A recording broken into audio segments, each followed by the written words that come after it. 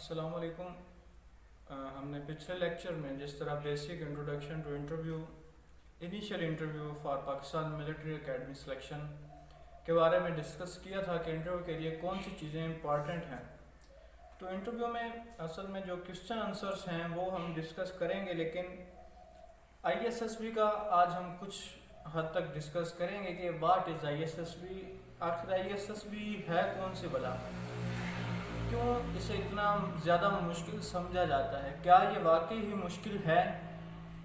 یا نہیں۔ تو آئی ایس ایس بی میں ایک انٹرویو بھی آتا ہے، اس انٹرویو میں ہم جب کوسچن آنسر کے بارے میں ڈسکس کریں گے تو اس میں آپ کی پاکستان ملٹری اکیڈمی کے لیے جو انیشیل انٹرویو کی تیاری بھی اسی لیکچر سے ہو جائے گی۔ تو اس لیے آج ہم آئی ایس ایس بی کا بیسک چیزیں پڑھیں گے، آپ کو بتاؤں گا میں کہ آئی ایس ایس بی میں کس طرح آپ کو جج کیا جاتا ہے اور کس طریقے سے آپ کو ٹیسٹ کیا جاتا ہے for the selection of Pakistan military academy. Basically I S S B ایک ٹرائنگل ہے 3 آفیسرس کا، ایک جی ٹی او ہوتا ہے، گروپ ٹیسٹنگ آفیسر، ایک سائیکالوجسٹ ہوتا ہے اور ایک ڈپٹی پریزیڈنٹ ہوتا ہے۔ یہ 3 آفیسرس کو ملا کر ایک اس کا ٹرائنگل بنا دیا جاتا ہے۔ اس ٹرائنگل میں اگر کوئی بندہ فٹ آ گیا تو وہ اسے سلیکٹ کر لیں گے، اسے ریکمینڈڈ قرار دے دیا جائے گا۔ لیکن اگر اس ٹرائنگل سے کوئی بندہ پیچھے رہ گیا یا اس ٹرائنگل سے زیادہ آگے آ گیا ہے تو وہ ناٹ ریکمینڈڈ ہی ہوگا۔ یعنی کہ انہوں نے ایک جو کرائٹیریا سیٹ کیا ہوا ہے، نہ اس سے زیادہ انہیں ایکسٹرا سمارٹ بندہ چاہیے، نہ اس سے کم سمارٹ بندہ چاہیے، ان کو اپنے کرائٹیریا میں فٹ آنے والا بندہ چاہیے۔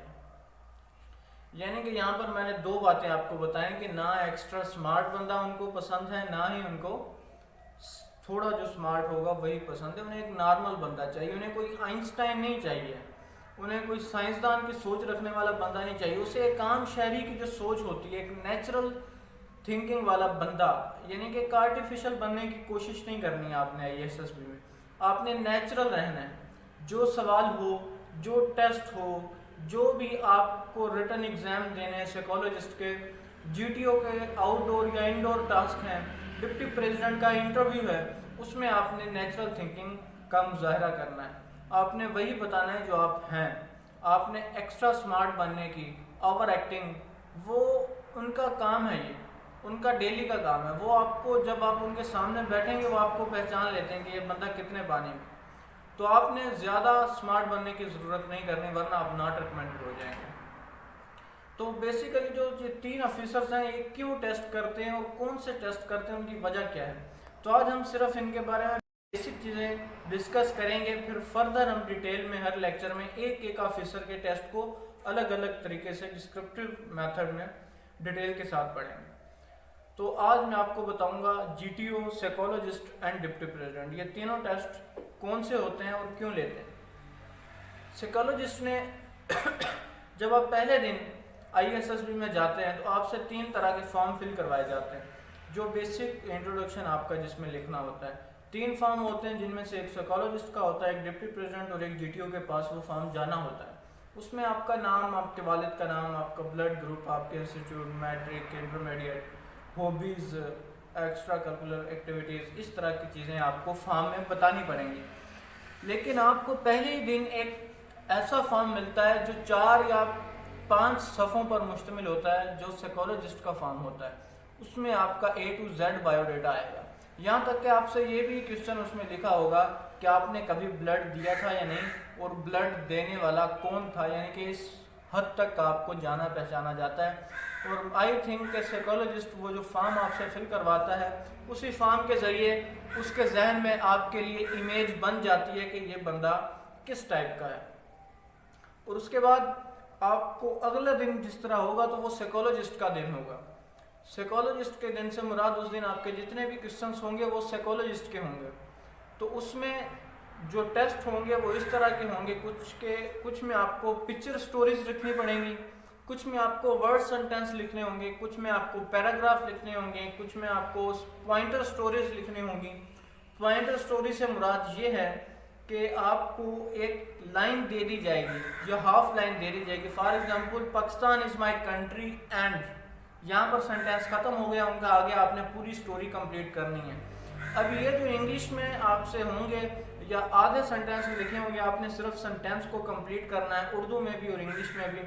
اور ورڈ سینٹینس ہیں جو ان ٹیسٹ کو ہم بریفلی ڈسکس کریں گے، لیکن آج میں آپ کو جسٹ ان کے ایریا بتا رہا ہوں، ایک آؤٹ لائن دے رہا ہوں کہ یہ ٹیسٹ ہوتے ہیں اور ان کو کیسے پرفارم کیا جاتا ہے۔ یہ اصل میں یہ سائیکالوجسٹ کے ٹیسٹ جو ہوتے ہیں یہ آپ کی گرامر چیک کرنے کے لیے نہیں ہوتا، یہ آپ کی انگلش کا ٹیسٹ نہیں ہوتا یہ کہ آپ انگلش میں کتنے ہوشیار ہیں۔ بیسیکلی یہ آپ کو بہت ہی تھوڑا ٹائم دیا جاتا ہے ان ٹیسٹ کے لیے، اور ان ٹیسٹ کو انہیں تھوڑے ٹائم میں آپ نے کمپلیٹ کرنا ہے۔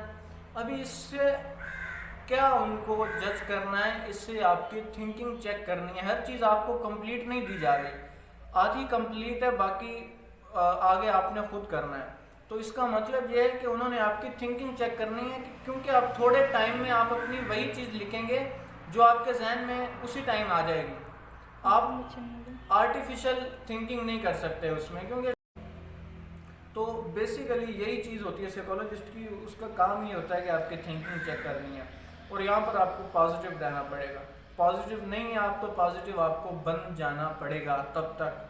اپنے ڈیلی روٹین کے حساب سے، تاکہ ان کو لگے کہ آپ جو ہیں وہ نیچرل ہیں، اپنے آپ کی جو نیچر ہے آپ کی اس کو چینج کرنا پڑے گا۔ ISSB کے لیے ISSB میں زیادہ تر ریکمینڈ وہی ہوتے ہیں جو زیادہ پازیٹیو تھنکنگ رکھنے والے لوگ ہوں گے، جو زیادہ میچور ہوں گے، جن کی باتوں میں سے زیادہ میچورٹی نظر آئے گی، جو زیادہ نہیں بولیں گے، کم بولیں گے لیکن اچھا بولیں گے، کام کی بات کریں گے، اور جو لوگوں سے زیادہ گھل مل جائے گا وہی ریکمینڈ ہوگا۔ فار ایگزامپل کہ اگر 10 بندے ہیں ان میں سے ایک بندہ ایسے کسی سے بات ہی نہیں کر رہا تو وہ ریکمینڈ نہیں ہوگا۔ ایسا بندہ جو 10 کے ساتھ ہی یعنی کہ